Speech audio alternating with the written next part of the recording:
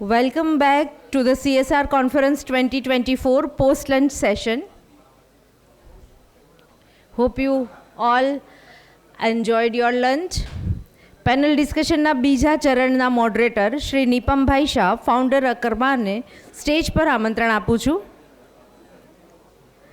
આ ડિસ્કશનનો હેતુ એ છે કે એનજીઓઝ પોતાની રીતે શ્રેષ્ઠ કાર્ય કરે જ છે, તેમજ કોર્પોરેટ્સ પણ પોતાની રીતે શ્રેષ્ઠ જ કાર્ય કરે છે, પણ બંનેને એકમેકનો સહયોગ મળે તો આ જ શ્રેષ્ઠ કાર્યો શ્રેષ્ઠતમ રીતે ઉત્તમોત્તમ કેવી રીતે થઈ શકે. તો આ પેનલ ડિસ્કશનનો સબ્જેક્ટ છે exploring synergies between NGOs and corporates.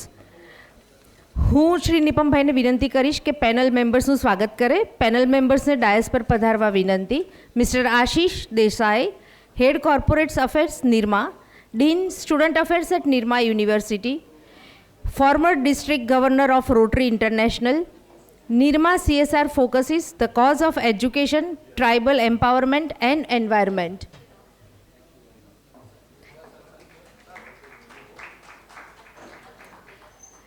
Ms. Binita Vadia, a career social worker, head CSR, Zydus Group. She has worked at various NGOs and corporates in the areas of social welfare and CSR.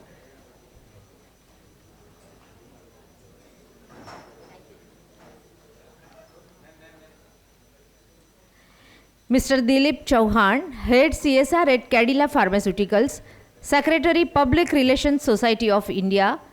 Cadila Group CSR focuses the cause of education, empowerment and environment. Mr. Hoshang Irani, Head of CSR at Jewelix India Private Limited, a leading diamond and jewellery manufacturer of our country, supporting various NGOs in Gujarat and Maharashtra. Mr. Hoshang Irani. Mr. Neeraj Lal, a career social worker, head of CSR at Arvind Group, truly a change maker, deeply engaged with multiple causes and NGOs, not just for financial support but also for advocacy for right causes.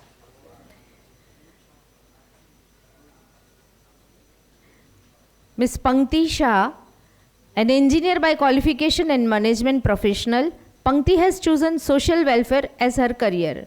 Gujarat head of Adani Foundation, she is working on various projects of Adani Foundation for over 14 years. અને હવે આ જે panel discussion શરૂ થશે એના સારથી શ્રી નિપમભાઈને પણ આપણે કેવી રીતે ભૂલી જવાય.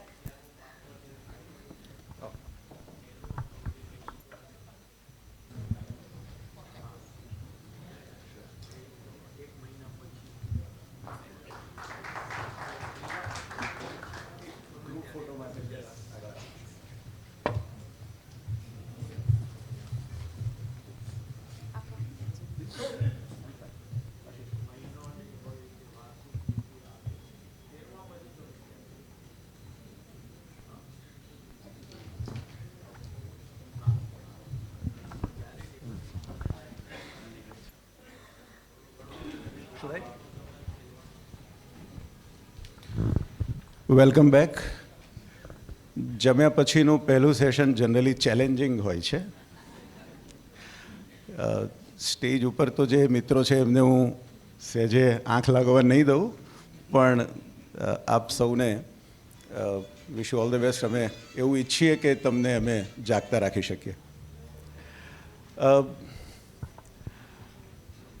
આજની આપણી આખી જ આ ઇવેન્ટનો જે થીમ છે એ થીમનું આ હાર્દ સ્વરૂપની આ પેનલ છે. થીમ એ છે કે કેવી રીતે એનજીઓઝ અને કોર્પોરેટ્સ જે CSRને વરેલું છે, જેને મેન્ડેટેડ CSR પણ જે લોકો કરી રહ્યા છે, how they should કોલાબરેટ. A collaboration કરવાથી બંને પક્ષે શું ફાયદા થઈ શકે છે અને આપણી આખી જ સામાજિક એન્ટરપ્રાઇઝ, સોશિયલ એન્ટરપ્રાઇઝ સિસ્ટમને એનાથી કેવો વેગ મળી શકે છે. તો પેનલ ડિસ્કશનનું આજના ફોર્મેટમાં I will have few questions. કેટલાક ક્વેશ્ચન્સ એવા છે કે જે આપ સૌને ખૂબ રેલેવન્ટ છે, તો આઈ વુડ વિશ કે આપ બધા જ એના વારાફરતી આપણે આન્સર્સ કરીએ. કેટલાક questions I would like to point it to some of you, જેનો મને ખ્યાલ છે કે એનો તમને ખૂબ અનુભવ છે, તો એ પ્રમાણે હું એક ક્વેશ્ચન્સ મૂકીશ. તો first question I have to all of you, કે જેનો મને વન બાય વન આપ બધા જ એની ઉપર તમારા પ્રતિભાવ આપી શકો. જે 6 મિત્રો અહીંયા છે એ 6 મિત્રો ગુજરાતની અવ્વલ નંબરની કંપનીઝ અને ગ્રુપના CSR ફાઉન્ડેશનને રિપ્રેઝન્ટ કરી રહ્યા છે, અને એમને એક કોમન ટ્રાન્સફોર્મેશન આ દરેક ગ્રુપને આ ટ્રાન્સફોર્મેશનમાંથી પસાર થવાનું આવ્યું છે કે 2014માં જ્યારે CSRનો કાયદો આવ્યો એ પહેલાં પણ ફેમિલી તરીકે આ દરેક ફેમિલીઝ પોતે ચેરિટી કરતા હતા, અને દરેક ફેમિલીઝ પોતે જે ચેરિટી કરતા હતા એમાં એક નગર શેઠની ભૂમિકા નિભાવતા હતા. તો જ્યારથી આ કાયદો આવ્યો ત્યાર પછી એનું ફોર્મેટ CSR તરીકે બદલાયું. આ ફોર્મેટથી આ પેટર્નની અંદર કોઈ ફેરફાર થયો તો શું થયો? જે ચેરિટી માટેનું ફેમિલી કાર્ય કરતું હતું એના બદલે હવે આ જ કાર્ય જ્યારે કોર્પોરેટ કરે છે, તો what is the change in the pattern in your opinion you have observe? સૌથી પહેલાં નીરજભાઈ, અરવિંદ ગ્રુપ, આપણે Kasturbhai family has been known as a Nagar Sheth of R city, અને નીરજભાઈ છેલ્લા 25 વર્ષથી વધારે આ કાયદો આવ્યાના ઘણા સમય પહેલાંથી અરવિંદ ગ્રુપનું આખું જે ચેરિટી મિશન છે, સોશિયલ વર્ક મિશન છે, એને લીડ કરી રહ્યા છે. નીરજભાઈ. Thank you, Nipam-bhai.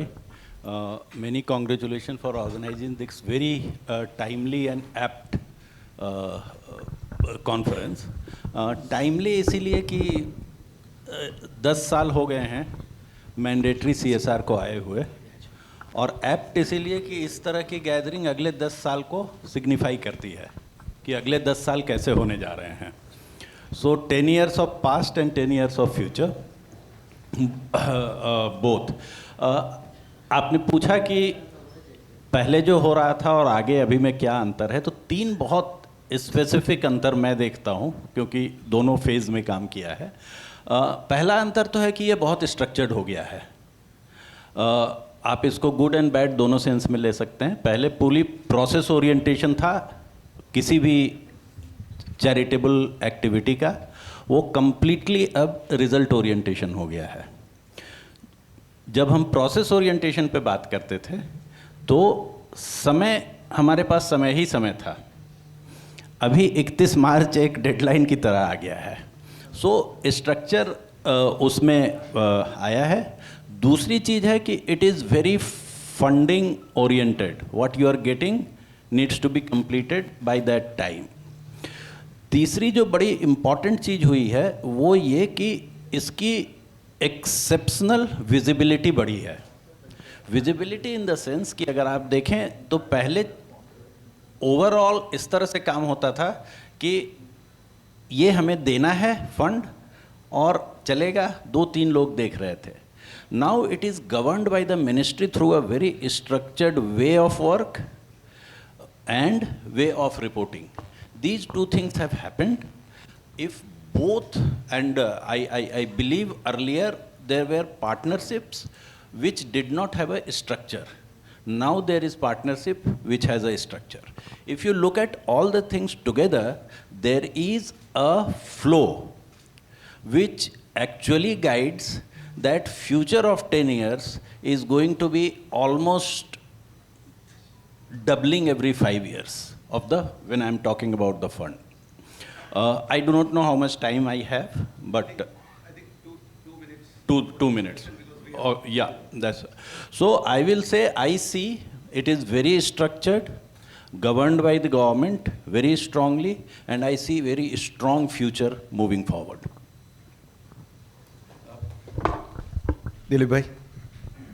Dilipbhai represents Cadila family, એટલે ઇન્દ્રવદનભાઈ Modi family. Again, in a family tradition also they have been very consistent donors. Now it is Cadila Foundation. બધાને નમસ્તે, good afternoon.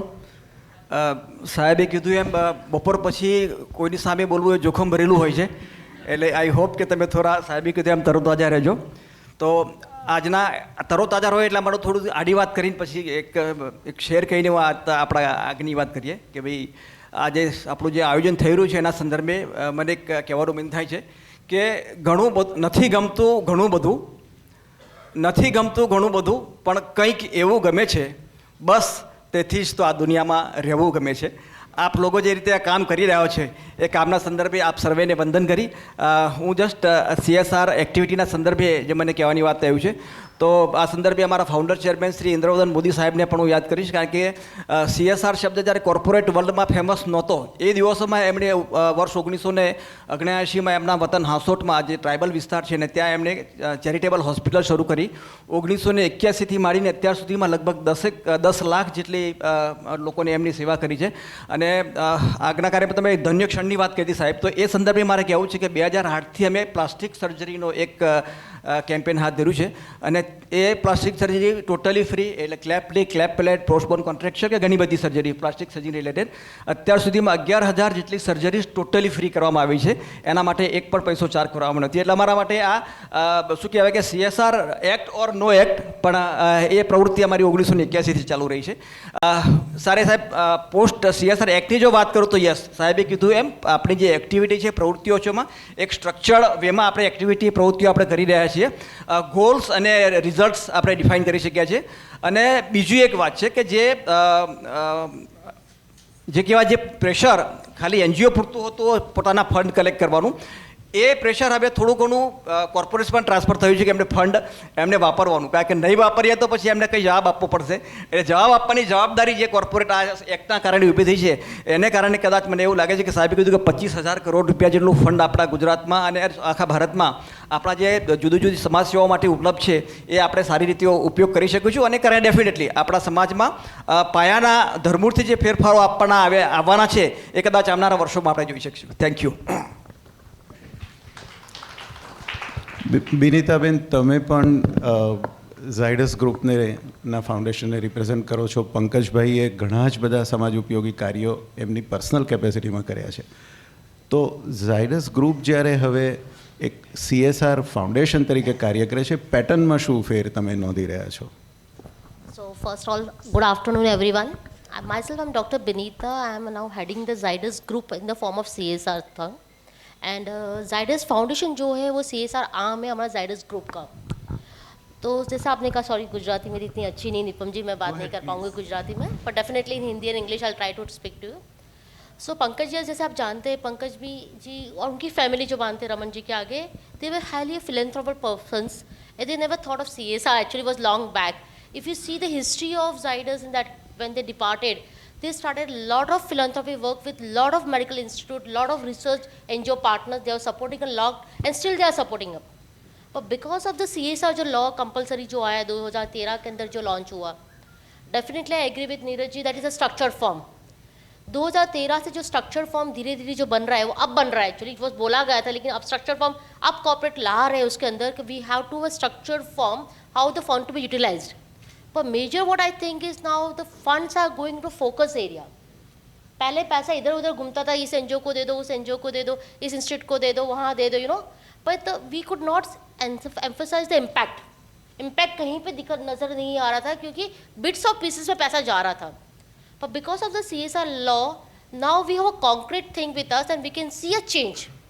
We can see a change right now with us slowly. Can't be like एक दिन, 2 दिन या 10 साल में change आएगा. 20 years we'll find a change in India when we talk of CSR pattern. Now all the funds, focus area होने के साथ साथ में I would say now it is more transparency and accountability now. Initially we were more transparent and accountable with the NGOs. क्या बराबर पैसा बताओ, ये सब कुछ बराबर. We were very very upfront, this wrong funding, this not allowed. But now this has come to the work kitty part of it when I say. So we need to be very transparent. We are very accountable with the things what we have funded to, which institute we have funded up. So what I see the change pattern is that a lot of funding is coming up. It has increased the donation. When you see beyond, CSR की वजह से donation काफ़ी आ गया है क्योंकि compulsory हो गया सभी को निकालना है. जो बहुत सारी कंपनीज थी जो नहीं बताते थे, नहीं डिक्लेयर करते थे या स्पेंड भी नहीं करते थे, now they are binded in the area that you have to fund it out because अब body is sitting on front of them to share it out. So this has increased the fund in the CSR. It has increased the focus area. Basically, हमें किस area में fund करना है.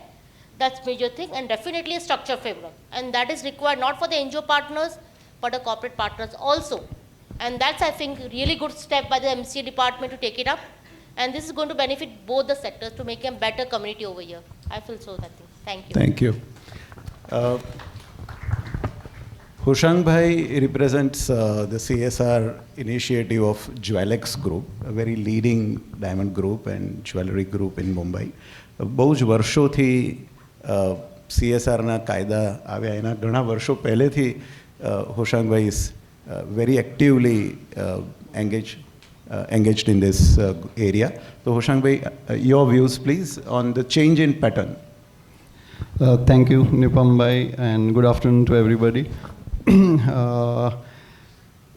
Yeah, I'm very blessed to be part of a company which, if I could say, CSR was in the family of the, in the DNA of the Kothari family, much before the term came into practice. I prefer to call myself Chief Philanthropy Officer rather than Corporate Social Responsibility Officer, because the family indulges more in philanthropy. Of course, we are not a publicly listed company, so we do not have so much of the regulatory aspects to look into. We are bound by the CSR guidelines. So yes, it makes you as a company more structured, and but I think it's the philanthropy which drives the decision making more than the rules and regulations. Like Bharat Bhai said, people, yeah, impact is important, but you know, not everything which is measurable is impactful, and not everything which is impactful is measurable. So I think there's somewhere that we have to consider those aspects, and it's a mutual relationship with the NGO and the work which they do. And once the trust, yes, transparency, definitely that is important. And once the corporates display, the NGOs display that, I think corporates have been doing this for many years, and now they will be bound to do it for many more years, which is good, I think. So just happy to be part of a process, evolution of a process which is there. Thank you. Yeah. Thank you, Hoshang bhai. We have Pankti Shah. She is the CSR head of Adani Foundation. આજે સવારે અદાની ફાઉન્ડેશનના executive director Gadhvi સાહેબ આપણી જોડે હતા. પંક્તિબેન આ panel ઉપર આવ્યા છે, ભુજથી આવ્યા છે, અને શી મેડ ઇટ અ પોઈન્ટ કે અહીંયા આવે, આ કોન્ફરન્સમાં ભાગ લે, અને ખાલી પેનલમાં નહીં પણ she is also meeting quite a few NGOs herself. પણ પંક્તિબેન, તમે પણ you are a career social worker despite being engineer, you know, તમે આ ફિલ્ડને ચૂઝ કર્યું છે, તો how you have seen this change in pattern? Actually 2014માં જે કંપનીઝ એક્ટ આવ્યો એ પહેલાં પણ અદાણી ગ્રુપ મહાજન જે કહેવાય અમારા કચ્છ સાઈડ, એટલે એક જૈન ફિલોસોફી પ્રમાણે વર્ષોથી ફિલેન્થ્રોફી કરતું હતું. પણ હા, કંપનીઝ એક્ટ આવ્યો પછી ડિમાન્ડ બેઝડ જે કામ હતા એ ટ્રાન્સફોર્મ થઈને નીડ બેઝડ કામ, ખરેખર જેની જરૂર છે એવા કામ પ્રત્યે જાગૃતિ આવી, અવેરનેસ આવી.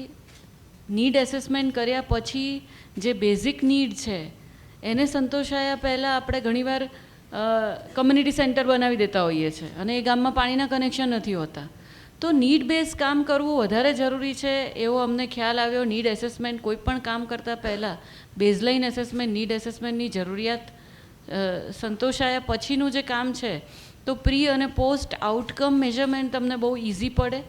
અને બીજી વસ્તુ કે ઘણીવાર એવું થાય કે આપણું બાળક ભણતું હોય, આપણે બહુ ખુશ થતા હોય કે બહુ મહેનત કરે, બહુ મહેનત કરે, સવારે 6 વાગ્યાનો બેસી જાય તો રાતના 10 વાગ્યા સુધી બહુ મહેનત કરે, અને અમે બધા બહુ ખુશ છીએ. પણ રિઝલ્ટ આવે ત્યારે આપણને એમ થાય કે આ રિઝલ્ટ આવ્યું એમ.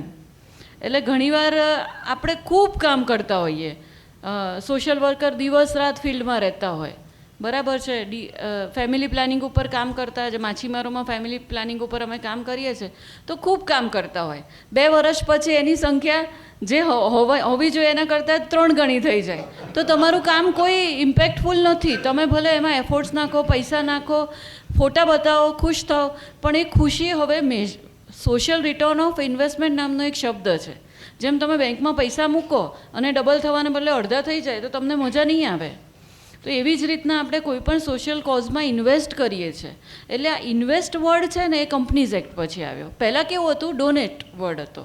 આજે એ વર્ડ ઇન્વેસ્ટ છે કે એમાંથી રિટર્ન મળવું જોઈએ, એ સોશિયલ રિટર્ન, રાઈટ. એટલે આ આખો ભેદ થઈ ગયો. અને સોશિયલ રિટર્ન એક એવી ટર્મ છે કે જે તમને મોનિટરી ટર્મ્સમાં તો મળે જ મળે. આજે તમે કોઈને લાઇવલીહુડ સપોર્ટ આપો અને એને 2 પૈસા નેચરલ ફાર્મિંગ ઉપર તમે કામ કરો, ખેડૂતોને શીખવાડો અને એની ઇન્કમ ઘટી જાય તો અગેન તમે જ્યાં હતા તેનાથી પાછળ જાઓ છો.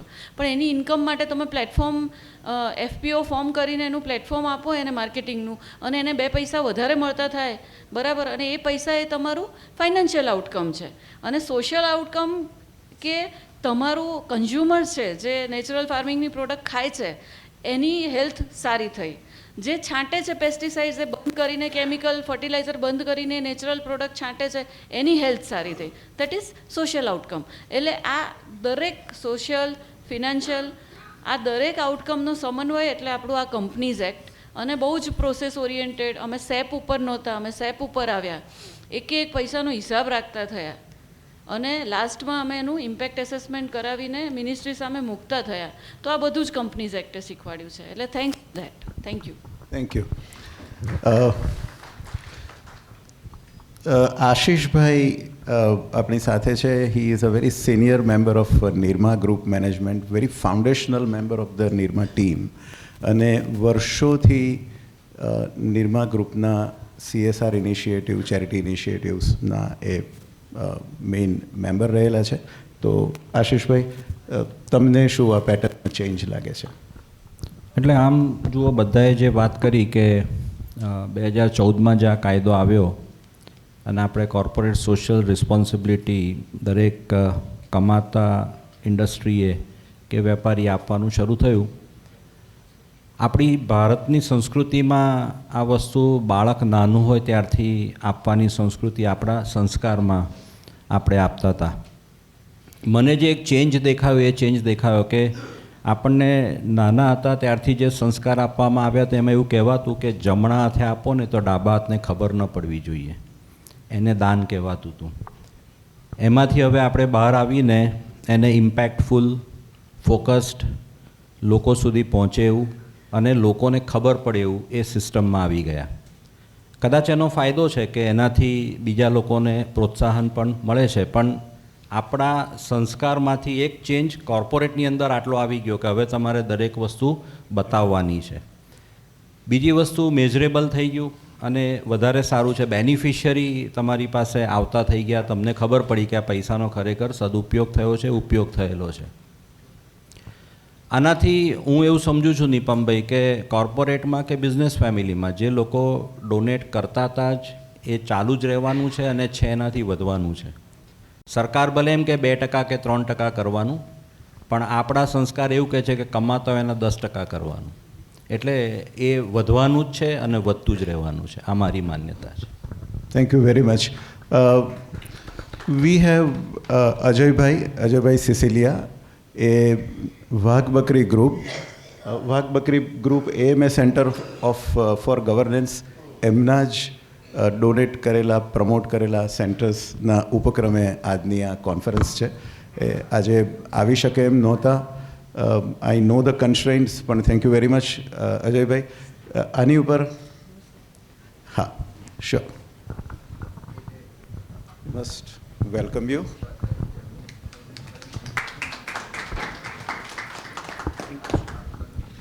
તો અજયભાઈ, આપના પણ Wagh Bakri family is known for the charity. CSRનો કાયદો પહેલાં અને પછી, તો તમને આ પેટર્ન ચેન્જમાં જે દેખાતા હોય તમારા ક્વિકલી વ્યૂઝ પણ અમને આપો. Good afternoon to all. જેવી રીતે બધાએ શેર કર્યું એ રીતે ઇમ્પેક્ટફુલ કામ વધ્યું છે, પણ જે મને વધારે સ્પષ્ટ રીતે દેખાઈ રહ્યું છે કે જ્યારે ફિલાન્થ્રોપિક કામ થતા હતા ત્યારે ફિલાન્થ્રોપિક કામમાં ઘણા બધાને ઘણી ચોઈસ નહોતી. મતલબ અમુક લિમિટેડ એરિયામાં જ એ લોકો કરતા હતા. પણ હવે જ્યારે CSRનો કાયદો આવ્યો છે અને ઘણી બધી કંપનીઓમાં પણ આ કામ થઈ રહ્યું છે, ત્યારે હવે ઘણા બધા NGO માટે આ એક નવી ઓપોર્ચ્યુનિટી તરીકે આવી રહ્યું છે. એટલે શરૂઆતમાં જ્યારે જે એનજીઓથી સવારે વાત કરતા હતા, basically I am person from NGO. I have worked almost 25 years for NGO, so I am from NGO background. My DNA is NGO. So પહેલાં આપણે ફોરેન ફંડિંગ એજન્સીમાંથી પૈસા લેતા હતા અને કામ કરતા હતા, એવું હતું. પણ આ કોર્પોરેટ સોશિયલ રિસ્પોન્સિબિલિટીના કાયદા આવ્યા પછી બધા એનજીઓ માટે એક ઓપોર્ચ્યુનિટી ઊભી થઈ છે કે જો તે લોકો ઇમ્પેક્ટફુલ કામ કરતા હશે તો એમના માટે CSR ફંડિંગ ચોક્કસ ઉપલબ્ધ થશે. તો આ સૌથી મોટો ચેન્જ આ કાયદા પછી આવ્યો છે. Thank you. તો અહીંયા આપણે આ ચેન્જ ઓફ પેટર્નના વ્યૂઝ સમજ્યા આપણા 6 મેમ્બર્સ પાસેથી 7 હવે તો. અને મારો બીજો પ્રશ્ન છે, એમાં પણ હું આઈ વુડ વિશ કે તમારા બધા ક્વિકલી પણ મને વ્યૂઝ મળે. એ છે કે CSR ફંડમાં એક કોમન અન્ડરસ્ટેન્ડિંગ તમે બધાએ જે આપ્યું એ છે કે હાઈલી રેગ્યુલેટેડ સ્પેન્ડિંગ છે. ગવર્મેન્ટે નક્કી કરેલી ગાઈડલાઇનના બિલકુલ દાયરામાં રહીને આ કરવાનું કાર્ય છે. એનાથી એમની પણ રિપોર્ટિંગ અને ગવર્નન્સ રિસ્પોન્સિબિલિટી ખૂબ વધે છે. આવા સંજોગોની અંદર તમે NGOને શું સલાહ આપશો, એડવાઇસ આપશો કે એ લોકોએ કેવા પ્રકારની તૈયારીઓ કરવી જોઈએ આ CSR પ્રોગ્રામની અંદર, જેથી તમારી સાથે જોડાઈ શકે, તમારા ઉદ્દેશો પણ એનાથી પૂરા થાય અને તે છતાં પણ કોમ્પ્લાયન્સની અંદર ક્યાંય તમારી ચૂક ના થાય? તો એમાં તમારા વ્યૂઝ શું છે? હું આશીષભાઈથી શરૂ કરીશ. નિપમભાઈ, જે તમે કીધું NGO સાથે જનરલી આમ કોર્પોરેટમાં બધા NGOને એવો ખ્યાલ હશે કે કોર્પોરેટમાં જ્યારે મળવા જાય ત્યારે સાંભળી લે ને પછી એક જવાબ મળે કે અમે અમારી રીતે કરીએ છીએ એમ. અને એનું સૌથી મોટું રીઝન એ છે કે 2014માં કાયદો આવ્યો અને કાયદાની શરૂઆત થઈ. CSR રજિસ્ટ્રેશન ઘણા વખત પછી આવ્યું કે હવે તમારે CSR માટેના ફંડિંગ લેવા હોય તો એનું રજિસ્ટ્રેશન કમ્પલસરી થયું. પણ સૌથી મોટું અગત્યનું કોઈ બી કોર્પોરેટ કે કંપની માટે કોમ્પ્લાયન્સ છે. અને જ્યારે મિનિસ્ટ્રીમાં કરવાનું આવે છે અને એમાં બી લિમિટેડ કંપની હોય તો એ બહુ જ મોટો ઇસ્યુ આવે કોમ્પ્લાયન્સનો.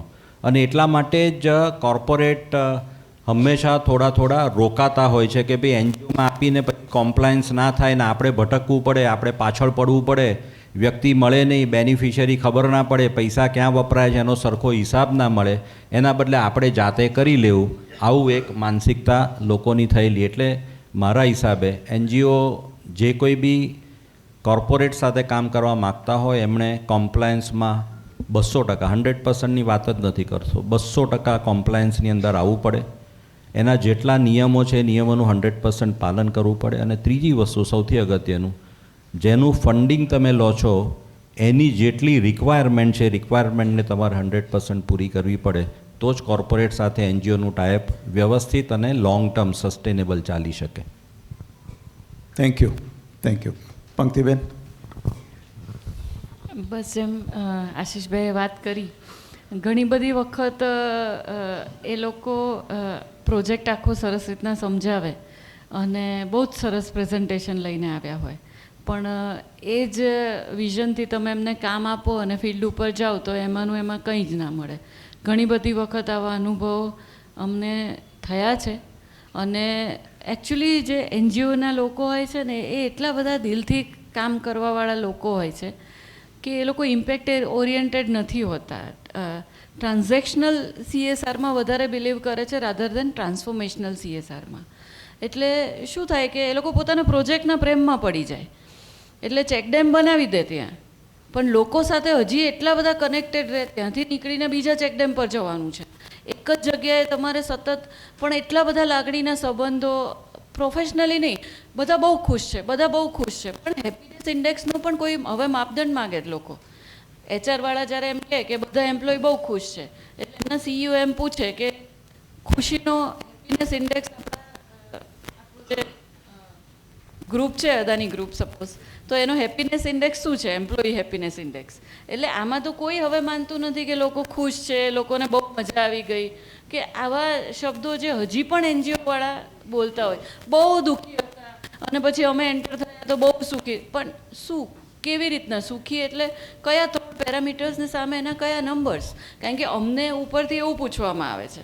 અમે જ્યાં જ્યાં મિનિસ્ટ્રી ઓફ કોર્પોરેટ અફેર્સના એવોર્ડ માટે અમે લોકો એપ્લાય કરેલું, તો અમે પણ આવું બધું લઈને ગયેલા શરૂઆતમાં, પહેલો એવોર્ડ જ્યારે એપ્લાય કર્યો ત્યારે. એટલે ત્યાં અમને મિનિસ્ટ્રી ઓફ કોર્પોરેટ અફેર્સના જે મેડમ હતા એમણે અમને એ જ સવાલ પૂછ્યો કે અમે કીધું મેડિકલ મોબાઈલ યુનિટથી ખૂબ ફાયદો થઈ ગયો, બધા લોકોને રિમોટ લોકેશન પર ઘરે બેઠા દવાઓ મળી.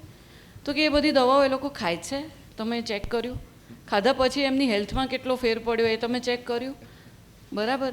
પછી કેટલા તમે દવા લઈને જાઓ છો એટલે કેટલા મેન અવર્સ એ લોકોના બચ્યા, એ બધું તમારી પાસે નંબર્સ છે? કે એક દિવસનો દાડિયો જે મજદૂરી એની બચે, એની સાથે જે માણસ જાય એનું અડધા દિવસનું જે પૈસા જે મળવાના હોય એ બચે. બરાબર. પ્રિવેન્ટિવ મેજર્સથી એ લોકોને આગળ રોગને અટકાવી શકાય, આવું બધું કંઈ તમારી પાસે છે? એટલે અમે કીધું ના, એવું તો અમારી પાસે કશું નથી. તો કે સારું, તો આવતા વર્ષે તમે લોકો આવજો આ બધું લઈને. એટલે હવે આ વસ્તુ ઉપરથી પણ માગે જ છે. એટલે હવે એ બહુ આપણે છે ને દિમાગ ચેન્જ કરવાની જરૂર છે, થોટ પ્રોસેસ ચેન્જ કરવાની. એનજીઓ એટલું સરસ કામ કરતી હોય છે અને લોકો એમને ચાહે છે. કોર્પોરેટને કેમ ચાહે છે? કારણ કે ક્યાંક ને ક્યાંક કોન્ટ્રાક્ટ મળે એ લોકોને, અમારી સાથે ટચમાં આવે એટલે અમે ડાયરેક્ટ અમારો ફેસ બતાવીએ એટલે કોન્ટ્રાક્ટ મળે, એમના સગાવાલાઓના રિઝ્યુમ અમને આપી શકે, કે એમને બીજા ઘણા ઇન્ટરેસ્ટ છે ગામના લીડરોને અમારી પાસેથી. પણ જ્યારે એનજીઓ જાય છે ત્યારે એ લોકો એનજીઓને એક ડિવાઇન સ્વરૂપમાં જુએ છે આજે પણ. તો અમારા માટે તો એ જ સારું છે કે એમનો ફેસ અમે બતાવીએ, પણ શરત એટલી કે અમને જે પ્રમાણેનું આઉટકમ જોઈએ છે, જે શરૂઆતમાં અમે સમજાવેલું છે, એ લોકોએ ઓલરેડી પ્રોમિસ કરેલું છે, પણ એ રીતનું અમુક વાર મળતું નથી. એટલે એ થોડી થોટ પ્રોસેસ એમને ચેન્જ કરવાની જરૂર છે. Otherwise NGO is far better than, અમુક કામોમાં તો ખરેખર ખૂબ સારું કામ એનજીઓ કરે છે રાધર દેન કોર્પોરેટ. હું એવું માનું છું કે આદિવાસી વિસ્તારમાં કે રિમોટ વિસ્તારમાં, એસ્પિરેશનલ ડિસ્ટ્રિક્ટમાં આજે જે કચ્છમાં જે ભૂકંપ પછી એનજીઓએ કામ કર્યું છે, એ કામના લીધે આજે કચ્છ અત્યારે અહીંયા બેઠું થયું છે. બિદડા સર્વોદય ટ્રસ્ટમાં જે તે વખતે ભૂકંપ થયો અને ભચાઉમાં લોકોને એક પણ ફિઝિયોથેરાપિસ્ટ કચ્છમાં નહોતો, એ બિદડા સર્વોદય ટ્રસ્ટે 100 ફિઝિયોથેરાપિસ્ટ સાઉથથી અહીંયા બોલાયા, એ 100 ફિઝિયોથેરાપિસ્ટ આજે પણ કચ્છમાં વસી ગયા છે. એટલે આ કન્સેપ્ટથી ઘણી એનજીઓ બહુ જ સરસ કામ કરે છે અને કરતી જ રહેશે. ક્યાંય ને ક્યાંયથી દાન એમને મળતું જ રહેશે. કોર્પોરેટ પર એ લોકો ક્યારેય ડિપેન્ડન્ટ હતા જ નહીં. આ તો આપણા માટે લાવો છે કે આપણે એ લોકો સાથે રહીને કામ કરીએ. એટલે મારા ખ્યાલથી કોર્પોરેટ માટે ઇટ્સ ઓપોર્ચ્યુનિટી. બહુ સરસ, વેરી એન્કરેજિંગ પંક્તિબેન. મને એમ લાગે છે કે બે વસ્તુ તો આપણી સામે આવી. એક તો કાયદાના સ્ટ્રક્ચરને સમજવું, રિપોર્ટિંગ સ્ટ્રક્ચરને સમજવું, અને બીજું ઇમ્પેક્ટ એસેસમેન્ટને સમજવું. આ બંને વાતો થઈ. મને લાગે છે આગળ જતાં બીજા મિત્રો જે વાત કરો એમાં આવા જ કોઈ કોન્ક્રીટ પોઈન્ટ જે એનજીઓ માટે તમે કહી શકતા હોય તો અહીંયા આપણી સામે બહુ જ બધા સોશિયલ એન્ટરપ્રેન્યોર્સ બેઠા છે, and I think it would be so useful to them. 25-26 હજાર કરોડનું ફંડ એક વાત નથી. મને એમ લાગે છે કે એનજીઓ ઇમોશનલી ચાર્જ છે અને આરઓઆઈનો કોન્સેપ્ટ કોર્પોરેટ્સ પાસે છે. આ બંનેનો જો સમન્વય થાય તો આપણા દેશની અંદર કંઈક જુદી જ ક્રાંતિ થઈ શકે. અને એ બંને ક્રાંતિ કરી શકનાર બંને ભાગીદારો સામસામે જ બેઠા છો. તો મારી એવી ઈચ્છા છે કે આ આપણા સેશનની અંદર આપણે એ કમ્યુનિકેટ કરવું છે કે what are we expecting from them. જેમ આ બહુ જ સરસ બંને કોન્ક્રીટ વાત થઈ, એવી રીતે આપ પણ કંઈક આપના અનુભવ ના હિસાબે જે એનજીઓ પાસેથી એક પાર્ટનર તરીકે એક્સપેક્ટ કરીએ. Yeah, Nipambai. So the basics are the same, like in the earlier panel discussion, je charcha thaili ke passion che, perseverance che, these are things which we assess when we select our NGOs.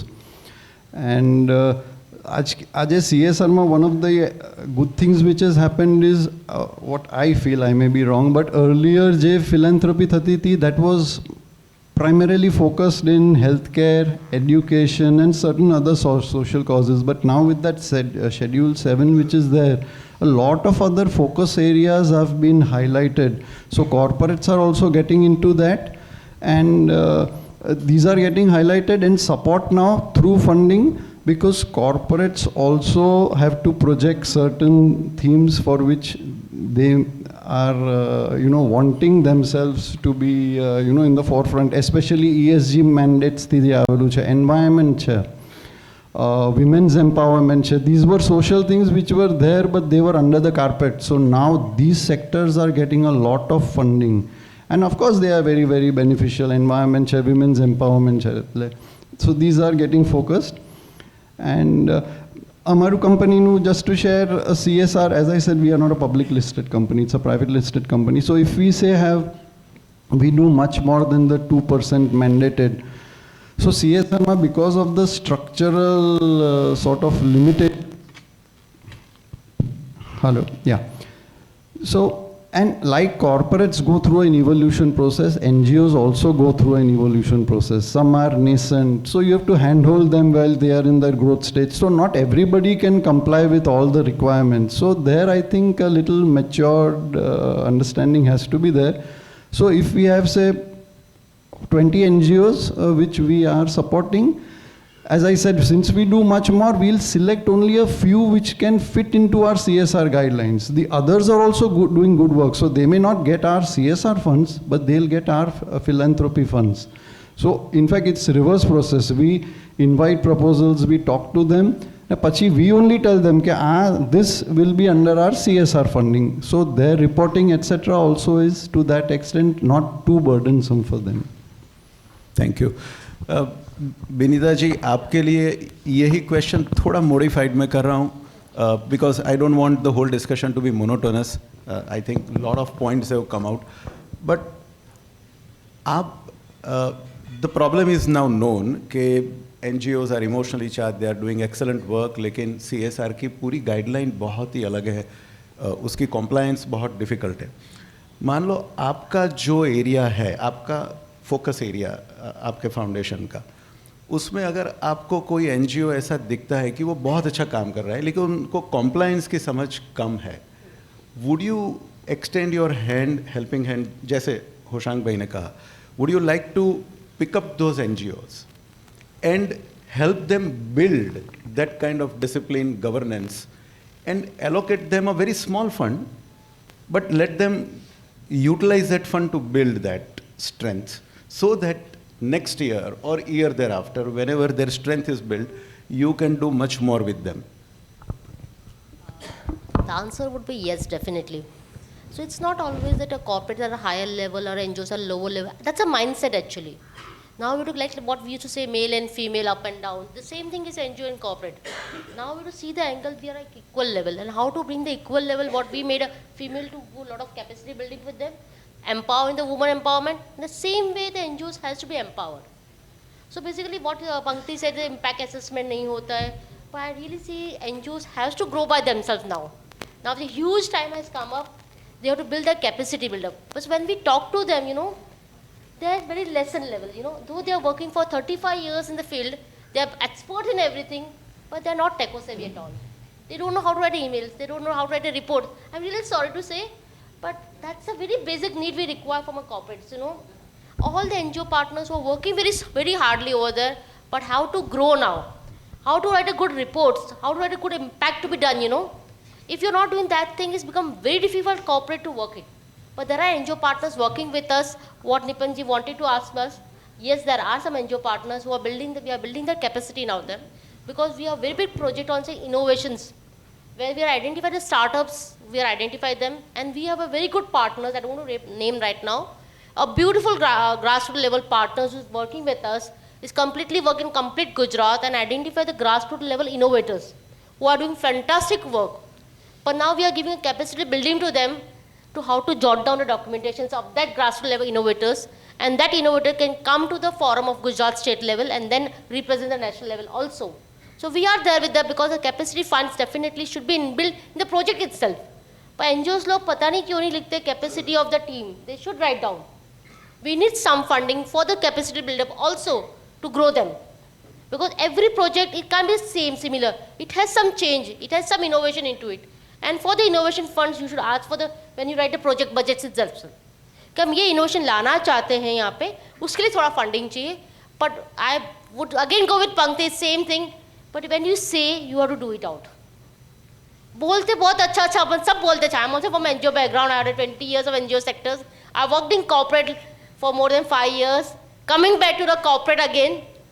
But when I see both the changes, there's a need of both corporates to work humbly, more kind to them, understands their challenges also. Because we also have our deadlines. And they also need to have the deadlines. They can't say, ma'am, ये report नहीं हो सकता, ये project नहीं हो सकता, 31st March आ गया है. So on 31st March, we need to bang our heads now what to do with this funds. If we say 10 Feb हो गया, deadline आ गया, हमको funding दे दीजिए कितना खर्चा हुआ. मैडम आज भेज रहे, कल भेज रहे, it comes to 30th March. Then it's become very difficult for us to understand when we are taught them you of the series of things.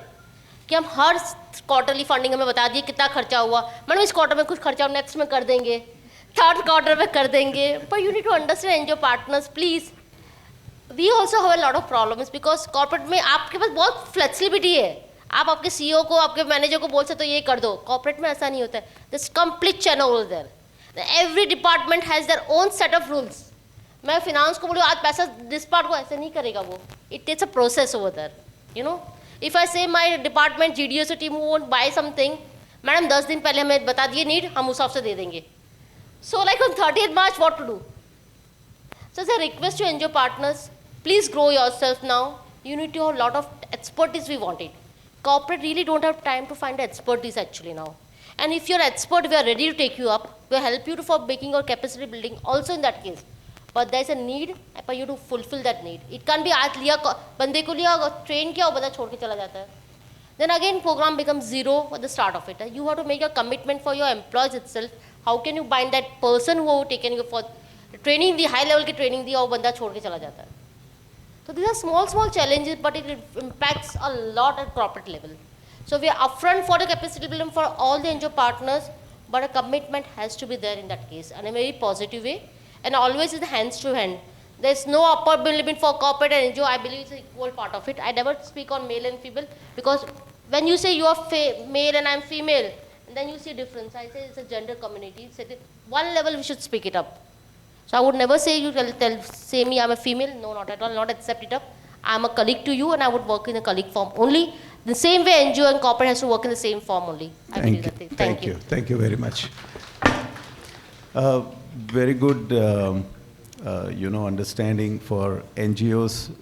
बहुत ज़रूरी है वो जानना that what is the other side's requirement. Both are potential partners, but both have very different obligations, method of working. It's only just about to know each other's requirement. Dilip bhai, if you can say something about what you would expect or what are your experiences with working with an NGO post this CSR and a piece of advice. Sir પહેલાં તો મને એવું લાગે છે કે આ CSR act આવ્યો છે અને 2% મેન્ડેટરી થયું છે ત્યારથી ભારતના અમુક લોકોના અમુક સંસ્થાઓમાં સેવા કરવાનો એક મોટો જુવાળ ઉમટ્યો છે. તમે નહીં માનો સાહેબ, દરરોજના લગભગ 4-5 મેલ એવા આપતા હોય છે જે અમારી CSR એમને ખબર નથી ક્યાંથી, એટલે એ લોકો દે હેવ ધેર AI કે ત્યાંથી ગમે ત્યાંથી તમારી CSR પ્રોગ્રામની ડિટેલ લોકો મેળવી આપે. તમને હેલ્થ કેરમાં અમે આટલું કરી આપીશું, તમને એજ્યુકેશનમાં આટલું કરી આપીશું, તમને આટલું કરી આપીશું. એટલે ખાસ કરીને અમારા આ લોકોએ ખાસ જરૂર છે કે આપણા આ ટાઈપના કે તમને ખાલી જે તમે લોકલી તમારી પાસે જે કામ તમે 1 રૂપિયામાં કરી થઈ શકતું હોય એ કામ આવી NGO અને આવી સંસ્થાઓ જેઓના સેવા કરવાની એકદમ જે બબલ ફૂટી રહ્યા છે એ લોકો તમને 110 રૂપિયામાં કરી આપશે. એટલે મારો એક અનુભવ છે અને જે સાહેબ મેં કર્યું છે કે જે મોટી સંસ્થાઓ પોતાની જાતે મોટી સંસ્થાઓ ગણે છે, પોતાની ઇમ્પેક્ટફુલ બનાવે છે, ઇમ્પેક્ટફુલ એક્ટિવિટી નહીં પણ ઇમ્પેક્ટફુલ રિપોર્ટ બનાવી શકે છે, એવી સંસ્થાઓ કરતાં આપણી આજુબાજુની જે લોકલ સંસ્થાઓ જે આપણી સંસ્થાઓ આપણી ધ્યાનમાં હોય, જેની ક્રેડિબિલિટી આપણામાં એસ્ટાબ્લિશ હોય. દાખલા તરીકે મેં સેવા સાથે કામ કરીએ છીએ અને 11 ગામોમાં અમે સેવા શક્તિ કેન્દ્રો ચલાવ્યા છે સાહેબ. અને એમાં સરકારની જે ખાસ જેટલી બી યોજનાઓ છે એ યોજનામાં ડોક્યુમેન્ટેશનમાં જ્યાં ગેપ હોય ત્યાં આ બહેનો એન્ડ ટુ એન્ડ સર્વિસ પૂરી પાડે છે કે એમના ઘરેથી એમને ફોર્મ ભરવાથી માંડી અને સપોઝ કે વિધવા પેન્શનની વાત છે તો એ બેનનું આ કેસમાં ઘણી વખત મેં એવું જોયું છે કે જે વિધવાનું 10 વર્ષથી 12 વર્ષથી 15 વર્ષથી વિધવા હોય અને એક નાના એવા ડોક્યુમેન્ટેશનની પ્રોસેસના કારણે એ લોકોને વિધવા પેન્શન ડકેલું હોય. આ બહેનોએ આવી બહેનોનું એ 15 વર્ષથી ગઈ 50 બહેનોનું પેન્શન હમણાં 1 વર્ષમાં ચાલુ કરાવડાવ્યું છે. એટલે આવી એક્ટિવિટી જે ઇમ્પેક્ટફુલ એક્ટિવિટી જે કરી શકતી હોય એટલે એવી સંસ્થાઓ એટલે આઈ થિંક જે સંસ્થાઓ પાસેથી અમારી અપેક્ષા છે કે ડુ ઓનર યોર વર્ડ્સ. જ્યારે તમે પ્રેઝન્ટેશન આપ્યું હોય ત્યારે કંઈક વસ્તુ અલગ હોય છે અને જ્યારે પ્રેઝન્ટેશનની જ્યારે ઇમ્પેક્ટફુલ એની ઇમ્પ્લિમેન્ટેશનની જ્યારે રિપોર્ટ આવવા આવે ત્યારે જે ઓન ગ્રાઉન્ડ રિયાલિટી હોય છે કદાચ બેને કીધું એમ કે એમાં જેટલો બધો જે ફેર આવવો જોઈએ એની ઇમ્પેક્ટફુલ જે ટ્રાન્સફોર્મેશન થવું જોઈએ કદાચ ટેમ્પરરી ચેન્જ અને ટ્રાન્સફોર્મેશનનો ફરક છે સાહેબ કે તમે થોડા સમય માટે તમે પરિવર્તન લાવો એ અલગ વસ્તુ છે ને તમે ટ્રાન્સફોર્મેશન કરો એ અલગ વસ્તુ છે. એટલે વાઇલ વી આર મતલબ investing some funds for the activities then we need some transformation કે ભાઈ તમારે પરમેનન્ટ ચેન્જ આવે અને એના કારણે આપણી સમાજમાં જે કંઈ આપણે ઇમ્પેક્ટ વિઝિબલ ચેન્જ જોવા માગતા હોય વિઝિબલ ઇમ્પેક્ટ જોવા માગતા હોય એ વિઝિબલ ઇમ્પેક્ટ આપણો જોઈ શકે. આઈ થિંક મારી એવી અપેક્ષા એ જ છે કે honour your words whatever you say I think you should be able to deliver. Thank you. Thank you. Neerajbhai, I distinctly remember your thought when we were discussing about this whole concept that CSR fund utilization can be looked upon as a grant or in the form of a grant. So, અત્યારે government 50,000 crore રૂપિયા 12 મહિને NGOs through ખર્ચી રહી છે. એમાં 26,000 કરોડ બધા કોર્પોરેટ્સના ભેગા થઈને હવે એડ થઈ રહ્યા છે. તો જેમ ગવર્મેન્ટ પાસે એક સિસ્ટમ છે એવી રીતે દરેક કોર્પોરેટ્સને પણ આવી પોતાની સિસ્ટમ રિસોર્સિસ એની એક આવડત છે, પ્લાનિંગ છે. એવા સંજોગોમાં ઇઝ ઇટ નોટ ડિઝાયરેબલ કે દરેક મોટા ફાઉન્ડેશન પોતાના ગ્રાન્ટ પ્રોગ્રામ બનાવે.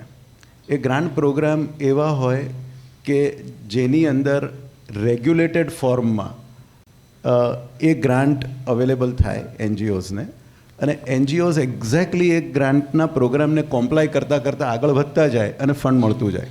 પણ આવો કોઈ રેગ્યુલેટેડ પ્રોગ્રામ જો કરવામાં આવે તો એ વધારે સારા ડિરેક્શનમાં લઈ જઈ શકે આ પાર્ટનરશિપને. Certainly, yes with capital YENS. YENS. मैं थोड़ा सा इसको डिफरेंटली आंसर करना चाहूँगा और जो लास्ट आपका क्वेश्चन था उसमें एक पॉइंट सिर्फ ऐड करना चाहूँगा then I come to grant. ठीक है, देखिए कोई भी कॉरपोरेट पूरे इंडिया में काम नहीं कर सकता है और कोई भी एनजीओ सारे जियोग्राफी में काम नहीं कर सकता है. 93% population 70% population and 93% of land of India is rural और हम बहुत बड़ी कंट्री हैं. जो इम्पॉर्टेंट चीज़ है वो ये है कि एनजीओज़ जब आते हैं हमारे पास तो हम इम्पॉर्टेंट चीज़ है कि उनकी ग्रास रूट लेवल पकड़ तो है ही, दैट इज़ गिवन. आज के संदर्भ में थोड़ा सा जो चेंज हुआ है वो चीज़ है कि हर एक एनजीओ को 1 या 2 एक्सपर्टाइज तो होनी ही चाहिए कि मैं एजुकेशन बेस्ड एनजीओ हूँ, एजुकेशन में आप कुछ भी बोलेंगे तो मैं कर सकता हूँ, मैं हेल्थ बेस्ड हूँ, मैं कर सकता हूँ. वो एक्सपर्टाइज एक्वायर करने के लिए कॉरपोरेट्स को तले का पानी सिर पे चढ़ जाए इतनी मेहनत लगेगी. ठीक है, सो वो अगर एक्सपर्टाइज एनजीओ के पास है तो देयर इज़ नो रीज़न कि why corporate will not go there. वो एक्सपर्टाइज डेवलप करनी पड़ेगी. दूसरी चीज़ जो सर आपकी ग्रांट के संदर्भ में है, ग्रांट को मैं गुजरात में हम बैठे हुए हैं तो the money is understood by everybody very well. तो मैं एक अपॉर्चुनिटी की तरह बता रहा हूँ सारे लोगों को और मैंने आपसे शेयर किया था उस अनपब्लिश्ड स्टडी के बारे में. मेरा एक सोशल कंसल्टिंग फर्म है, उनके सीईओ मेरे से शेयर करते, अनपब्लिश्ड है, मैं उनका नाम नहीं ले रहा हूँ. लेकिन जैसा निपम भाई ने बोला 26,000 करोड़ की ये एज ऑफ नाउ है. प्रधानमंत्री ने कहा है कि हम तीसरे टर्म में तीसरी बड़ी इकोनॉमी बनने जा रहे हैं. ठीक है, और ये होने जा रहा है. पूरी कंपनी सर 15% के रेट पे ग्रो करेगी. मुझे जो लगता है 5,000 करोड़ से 10 साल में हम 30,000 करोड़ पे पहुँचे हैं. ये अगले 10 साल में 1 लाख करोड़ की इंडस्ट्री होने जा रही है. कोई कंपनी कोई CSR अपने आप ये 1 लाख करोड़ यूटिलाइज कर ही नहीं सकती है. तो मेरे सारे NGOs नहीं, मैं तो CSO बोलता हूँ, मैंने भी NGO में काम किया है. अजय हम लोग एक संस्था से निकले हुए लोग हैं, तो ये एक बहुत बड़ी अपॉर्चुनिटी है। और जो कंप्लायंस की चीज़ है जाननी चाहिए, बट वो बहुत बड़ी चीज़ नहीं है। आप एक किसी कंसल्टेंट को लगा दीजिए एनजीओ के साथ, वो हो जाएगा, कर लेगा। जो बड़ी चीज़ है सर वो है कि क्या आप चीज़ों को नंबर से सिग्निफाई कर सकते हो। और नंबर से सिग्निफाई करने का मतलब यह है सर कि क्या आप कॉस्ट को यूनिटिफाई कर सकते हो। मैं एक एग्जांपल से समझा देता हूं, और मेरे बोर्ड ने मुझे क्या बोला, जो विनीता जी ने कहा था वो, and I think things will be very clear. I will take 1 more minute। यूनिटिफाई कॉस्ट का मतलब है कि पर पर्सन कॉस्ट कितना पड़ा टोटल बजट का। आपके पास 1 करोड़ का फंड आया, आपने कितने लोगों की लाइफ चेंज की उस 1 करोड़ के फंड से, total fund divided by number of people. हमारा एक प्रोग्राम है जिसमें हम एक बच्चे को म्यूनिसिपल स्कूल का 8 से 12 साल हैंड होल्ड करते हैं, और प्रोग्राम का पर्पस है कि वो बच्चा का लास्ट जनरेशन इन पॉवर्टी होना चाहिए। एजुकेशन से एम्प्लॉयमेंट लिंक इस्टेब्लिश करना काम है हमारा। I looked at lot of NGOs in Ahmedabad, कोई भी ये काम नहीं कर पाया। Then I had to set it up on my own. ठीक है, क्वेश्चन कैसे होते हैं बोर्ड में, कितना बजट है सर? 2 करोड़। कितने बच्चे हैं सर? 1000। 20,000 रुपये पर चाइल्ड पर एनम। कितने साल काम किया? 10 साल। 2 लाख रुपए पर चाइल्ड आपने खर्च किए। पर मंथ अर्निंग कितनी है बच्चे की? सो ये सारी चीज़ जो है ये बोर्ड में आती है, लेकिन आपने जो बोलना है कि रिटर्न ऑन इन्वेस्टमेंट क्या है, और मेरा जो आंसर था बोर्ड को वो भी बता रहा हूँ, जो आप दे सकते हैं अपने फंडर्स को, वो ये था कि आपने 10 साल में 2 लाख रुपए खर्च किए, वो बच्चा 4 लाख रुपए 1 साल में कमाता है, तो 6 महीने का सोशल रिटर्न ऑन इन्वेस्टमेंट है, और ये किसी इंडस्ट्री में नहीं आ सकता है। मेरे पास पैसा नहीं आया, लेकिन सोसाइटी को पैसा मिला और इकोनॉमी ओवरऑल इम्प्रूव हुई। तो सर ग्रांट जो है ना, ग्रांट इज इम्पॉर्टेंट, और आज के चेंज्ड संदर्भ में जो हम देख रहे हैं उसमें बेसिक अपने कम्युनिटी को जानना और हर एक लोगों को जानना इज गिवन। आप वो कर ही रहे हो और वो जान ही रहे हो, लेकिन किसी 1 या 2 थीम्स पे बहुत स्ट्रॉन्ग एक्सपर्टाइज डेवलप करना, अगर कोई भी हमारे civil society organisation partner develop कर लेते हैं, और कर लिए हैं, मैं जानता हूँ यहाँ पे लोगों ने किया हुआ है, कर लिया है, तो उनको फंडिंग की कभी कोई दिक्कत नहीं है। कंप्लायंस जो है वो तो करवा लेंगे, that's not a very very difficult thing. Thank you very much. That's a very very different angle जो नीरज जी ने दिया। I think it's a great learning for all our NGO friends here, that what our partners is looking for. Ajay ભાઈ, તમે તો NGO નો આત્મા છો, તો તમે તમારા મિત્રો જે સામે બેઠા છે એમને શું કહેશો કે what should they do to align? અને આ જે ઓપોર્ચ્યુનિટી બોલ્યા નીરજભાઈ, 1 લાખ કરોડની આજથી 10 વર્ષમાં, એ આ જ NGOs લેવાના છે, તો એમને તમે શું કહેશો? Thank you very much to say that I am a person from NGO, અને નીરજભાઈને બધા સાથે ઘણું એ છે, અમારું જૂના સંબંધો છે, ઘણા બધા સાથે જૂના સંબંધો છે મારા. સૌથી પહેલાં તો હું 3 વિભાગમાં NGOsને વિભાજિત કરીશ. એક NGO છે બહુ સેટલ છે, બહુ પ્રોફેશનલ છે, બધા ટર્મિનોલોજી પેલા બેને કહે બધા ટર્મિનોલોજી જાણે છે, કોર્પોરેટના સંબંધો છે, ફંડ આવે છે, કામ થાય છે, જે નીરજભાઈ કહ્યું એમના બોર્ડને પણ સમજાવી દે છે. સેકન્ડ NGO છે અપકમિંગ છે, મિડલ છે, થોડા ફોરેન ફંડિંગમાંથી અત્યાર સુધી સર્વાઈવ થયા હતા, હવે નવી ચેલેન્જીસ આવી રહી છે, કોર્પોરેટ સાથે તાલમેલ નથી બેસાડી રહી શક્યા, અને થોડી સ્ટ્રગલ ચાલી રહી છે. અને ત્રીજા પ્રકારના NGO જસ્ટ બડિંગ, હજુ હમણાં ચાલુ થયું છે, they must have come out of the colleges, 3 વર્ષ થયા છે, એન્ડ દે આર અપ્લાઇંગ. પહેલાંને તો આપણે છોડી દઈએ, because they are really good. I think જે કંઈ શીખવાનું છે એ ટોપ લેવલના લોકો પાસેથી શીખવાનું છે. મારી પાસે ઘણા બધા પ્રપોઝલ આવે છે, અને હું જ્યારે પ્રપોઝલ એનાલિસિસ કરતો હોઉં છું તો ઘણા NGOs ખાલી એક પેપરમાં અમને કહી શકે છે કે શું જરૂરિયાત છે, શા માટે પૈસા માંગે છે, અને એ પૈસા ક્યાં ઉપયોગ થવાના છે અને શું લાભ થશે એક પેપરમાં. ઘણા એનજીઓસ મને 50 પીપીટીનું સ્લાઇડ મોકલે છે પણ મને ખબર જ નથી પડતી કે કરવાના શું છે. તો જે નીરજભાઈએ કહ્યું એક સારો કન્સલ્ટન્ટ રાખવો જોઈએ એમણે, અને એક જે આ ત્રણ જ વસ્તુ કોર્પોરેટ જે ફોરેન ફંડિંગ એજન્સી LFN એવું બધું માંગતું હતું. કોર્પોરેટમાં એટલો બધો કોઈની પાસે જોવાનો સમય પણ નથી. ફોરેન ફંડિંગ એજન્સીમાં 15 જણનો સ્ટાફ હોતો તો આ બધું કરવા માટે, કેપેસિટી બિલ્ડિંગ માટે અલગ ઓફિસર રાખતા હતા. કોર્પોરેટ માટે એટલો બધો સમય નથી.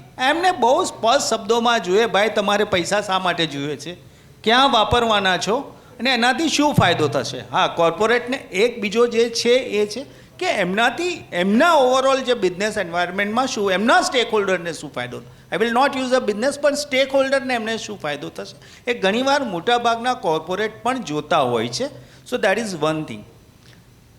હું કહીશ કે નીરજભાઈએ કહ્યું કમ્પ્લાયન્સ ઇસ્યુ આમ બહુ ઇઝીલી થઈ જાય છે, થઈ જ જાય છે, કેમ કે આજ સુધી મેં કોઈ પણ એનજીઓને પૈસા પાછા આપતા સાંભળ્યું નથી. એટલીસ્ટ મેં તો નથી સાંભળ્યું, એટલે કોઈના એનસ્પેન્ટ એકાઉન્ટમાં ગયું નથી.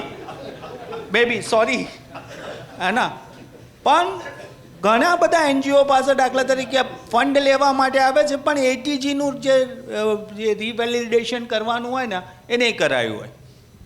હવે એટીજી 12A એ બધું પ્રાઇમરી છે, તો ઘણું બધું જે બેઝિક ડોક્યુમેન્ટેશન છે એ તમારું ક્લિયર રાખો. હમણાં ભગત સાહેબ મને કહેતા હતા કે એક સંસ્થા કામ સારું નથી, મતલબ એટલું સારું પ્રેઝન્ટેશન નથી કરતી પણ એની વેબસાઇટ બહુ સારી છે. જો આ બધા ડોક્યુમેન્ટ તમારી વેબસાઇટ પર હશે ને તો I am sure corporate social officer પાસે કોઈ એવો સમય નથી કે તમને ફોન કરીને માંગે, તમારી વેબસાઇટ પરથી જ લઈ લેશે. તો please put that documentation on your website. Website એકદમ up to date and well establish રાખો. તમારા ત્યાં એન્યુઅલ પ્રોગ્રેસ રિપોર્ટ ને બધું રાખશો. That's a first thing. And second, reporting. I think ક્યાંક આપણા એનજીઓ રિપોર્ટિંગમાં થોડા પાછળ પડે છે અને ત્યાં થોડું કામ કરવાની જરૂર છે. I am sure you people will do that. Thank you. Sure. Thank you. Thank you very much. I think wonderful insight. A big round of applause for the panel. We have 2 minutes to go. I would like to utilize that 2 minutes with one fire round question very quickly. Out of 2 lakh NGOs that we have on a Karma platform, I think there was a right observation that most of the NGOs are working in health and education.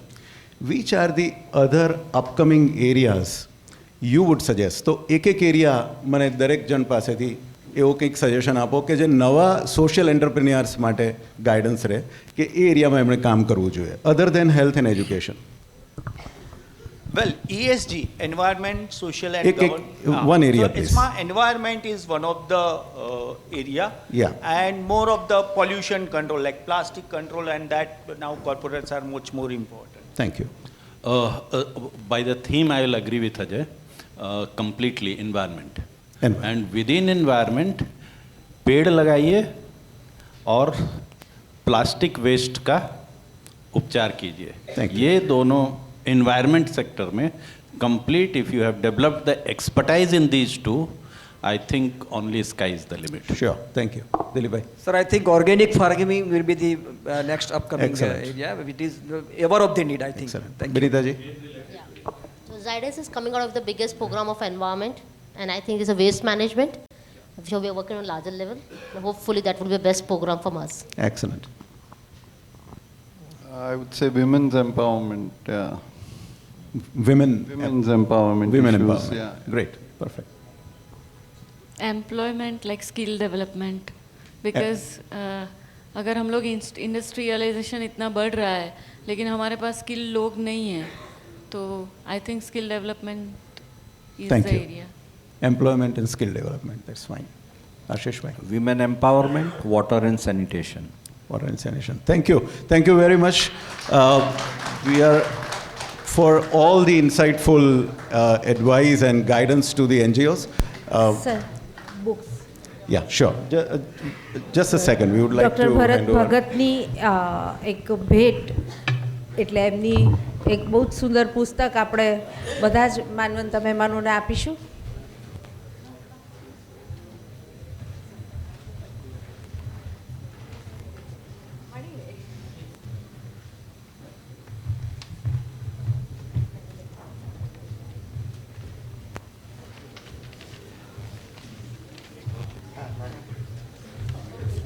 Thanks all panel members for interesting discussion.